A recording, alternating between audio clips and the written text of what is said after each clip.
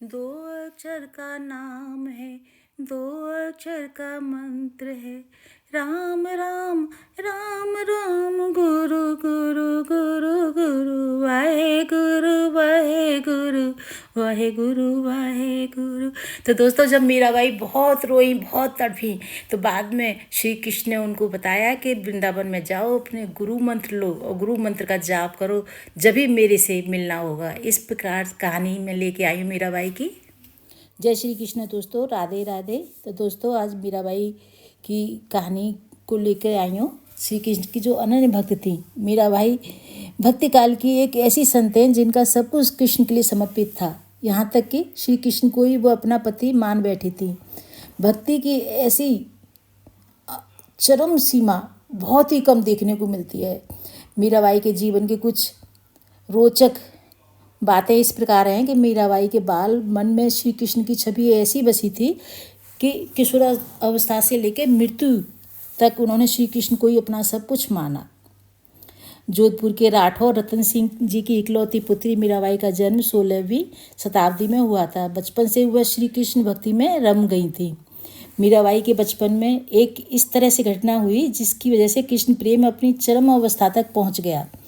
एक दिन उनके पड़ोस में किसी बड़े आदमी की यहाँ बारात आई। सभी औरतें छत पर खड़ी होकर बारात देख रही थी। मीराबाई भी बारात देखने लगी।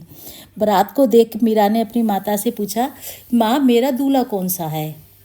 इस पर उनकी माता ने कहा, कृष्ण की मूर्ति की तरफ इशारा करके, यह तेरा दूल्हा है।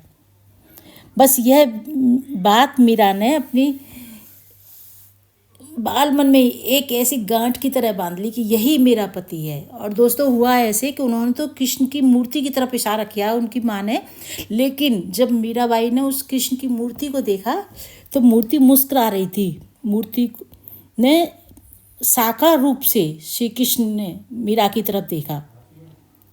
बाद में मीराबाई की शादी महाराणा सांगा के पुत्र भोजराज, जो आगे चलकर महाराणा कुंभ कहलाए थे, उनसे कर दी गई थी।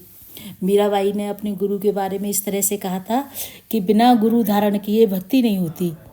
भक्ति पूर्ण इंसान ही प्रभु प्राप्ति का भेद बता सकता है, वही सच्चा गुरु है। स्वयं मीरा के पद से पता चलता है कि उनके गुरु रैदास थे। गुरपुरा जिन सिमरिया सोई भयो निहाल, नानक मंथन सुखी हो अंत मिले गोपाल। तो दोस्तों, जब गुरु की भक्ति करते हैं, गुरु का सिमरन करते हैं, गुरु की माला जपते हैं, गुरु के बताए हुए रास्ते पर चलते हैं, जब भी गुरु हमारी सारी गलतियों को माफ़ करके और हमें साफ सुथरा करके हमारी उंगली को श्री कृष्ण के हाथ में पकड़ा देते हैं। तो जब पहले तो मीराबाई ने राणा जी से शादी करने के लिए साफ मना कर दिया था, मैं नहीं करूँगी ऐसे पति से शादी जो मरता है और जिंदा होता है। जैसे कि सभी के पति जो इस धरती पर जन्म लेते हैं, सभी को जाना है। उन्होंने कहा, मैं ऐसे पति को वरूँगी कि जो कभी मरेगा नहीं। तो उन्होंने श्री कृष्ण को अपना पति माना था। और लेकिन बाद में वो फूट फूट कर रोने लगी और शादी के लिए तैयार हो जाती हैं। जब क्योंकि सभी समाज ने कहा शादी तो करनी पड़ेगी, कोई कृष्ण से तो शादी हो नहीं सकती, तो वो श्री कृष्ण की मूर्ति को अपनी ससुराल में दोस्तों ले गई। जिनको उन्होंने दूल्हा बताया था कि यह तेरा दूल्हा है, उसी को अपना दूल्हा मानकर अपने साथ ले गई। ससुराल में अपने घर के काम काज निपटाकर रोज़ श्री कृष्ण के मंदिर में जाती और कृष्ण की पूजा करती। उनकी मूर्ति के सामने गाती, नाचती और कीर्तन करती, बातें करती, उनसे आंसू बहाती, रोती।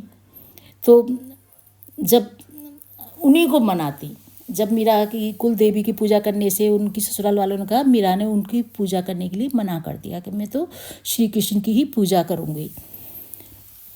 परिवार वालों ने उनकी श्रद्धा भक्ति को मंजूरी नहीं दी थी। दोस्तों, मीराबाई की ननद उदाबाई ने उन्हें बदनाम करने के लिए उनके खिलाफ एक साजिश रच दी और राणा जी से कहा कि मीरा का किसी के साथ गुप्त प्रेम है। उसने मीरा को मंदिर में बातें करते देखा है। तो राणा कुंभा अपनी बहन के साथ आधी रात को मंदिर गए और मंदिर का दरवाज़ा तोड़कर पहुँचे और मीरा अकेले ही श्री कृष्ण की मूर्ति के सामने परम आनंद की अवस्था में बैठी श्री कृष्ण जी से बातें कर रही थी, मस्ती में गा रही थी, नाच रही थी। तो मीरा पर चिल्लाया राणा कि तुम जिस प्रेमी से अभी बात कर रही हो उसे मेरे सामने लाओ। मीरा ने जवाब दिया, यही तो मेरा प्रेमी है, मेरा चित चोर है, मेरा नैन चोर है, जिसने मेरा दिल चुराया है। और वह समाधि में चली गई थी। इस घटना से राणा कुंभा का दिल टूट गया था, क्योंकि वो तो ये देखने आए थे कि वो किससे प्रेम करती हैं। वो श्री कृष्ण से प्रेम करके और समाधि में जाकर उन्हीं में समा गई थी, श्री कृष्ण में ही। तो इस तरह से श्री कृष्ण की अनन्य भक्त थी मीराबाई। इसी तरह से छोटे छोटे प्रसंग में मीराबाई के ज़रूर लेके आऊँगी इस वीडियो के माध्यम से। और जो भी सनातन धर्मी है, मेरी वीडियो को लाइक करें, शेयर करें, चैनल को सब्सक्राइब करें। राधे राधे दोस्तों, जय श्री कृष्णा।